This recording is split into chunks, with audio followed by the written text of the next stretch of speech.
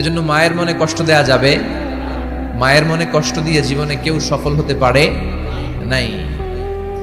সাইয়েদনা মুসা আলাইহিস সালাম আল্লাহর একবার জিজ্ঞেস করলেন, আল্লাহ মাইয়া কুনু জালিসি ইয়াউমাল কিয়ামা, আল্লাহ আমার সাথে কিয়ামতের দিন জান্নাতে সাথী কে হবে?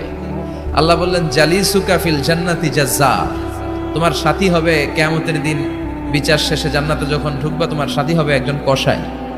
কসাই চিনেন? কি করে? গোশত কাটে। সাইয়েদনা মুসা আলাইহিস সালাম অবাক হলেন, ঘটনা কি?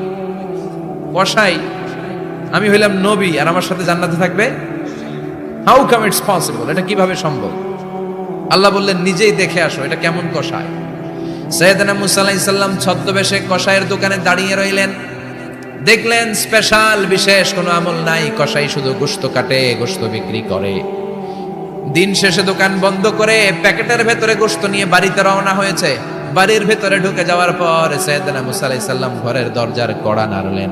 কসাই বলে, মান আনতা, তুমি কে? মুসা আলাইহিস সালাম বললেন, আনা মুসাফির, আমি মুসাফির, থাকার জায়গা নেই, আপনি যদি থাকার জায়গা দেন আপনার বাড়িতে থাকবো। কসাই বলে, আসেন। সাইয়েদনা মুসা আলাইহিস সালাম ঢুকলেন। কসাই বলে, এই ঘরে একটু থাকেন, ওই ঘরে আমার একটু কাজ আছে। মুসা আলাইহিস সালাম বললেন, যান, কাজ সেরে আসেন। মুসা আলাইহিস সালাম খেয়াল করলেন ওই ঘরে মাচার উপর থেকে বয়োবৃদ্ধ এক নারীকে তিনি নামিয়ে গোসল করালেন, টাওয়াল দিয়ে গা মুছিয়ে দিলেন, নতুন জামা পরিয়ে দিলেন।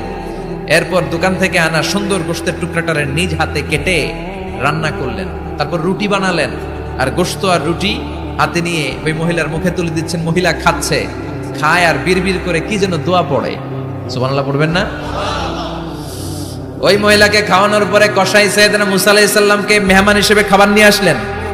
বললেন, ও পথিক, খাবার খান, সকালবেলা আপনিও চলে যাবেন, আমিও যাব আমার দোকানে, খেয়ে আপনি ঘুমিয়ে পড়েন।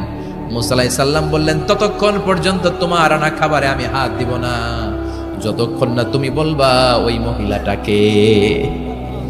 কসাই বলে, হাদিহি উম্মি, এটা আমার মা। হাদিহি উম্মি, এটা আমার মা। এই দুনিয়া এই মা ছাড়া আমার কেউ নাই, আমিও ছাড়া আমার মায়ের কেউ নাই। তাই প্রতিদিন দোকানের কাজ শেষ করে গোশত এনে রান্না করে আমার মারে আমি খাওয়াই। হাদিহি উম্মি, এটা আমার জনম দুঃখিনী মা।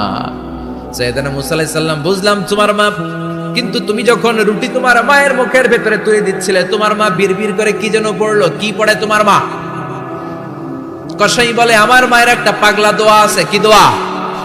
আমি জানি কশিন কালো এই দোয়া কবুল হবে না। আবেগের বশবর্তী হয়ে প্রতিদিন আমার মা আমার খেদমতে আমার উপর এত সন্তুষ্ট হয়ে যায়, এত খুশি হয়ে যায়।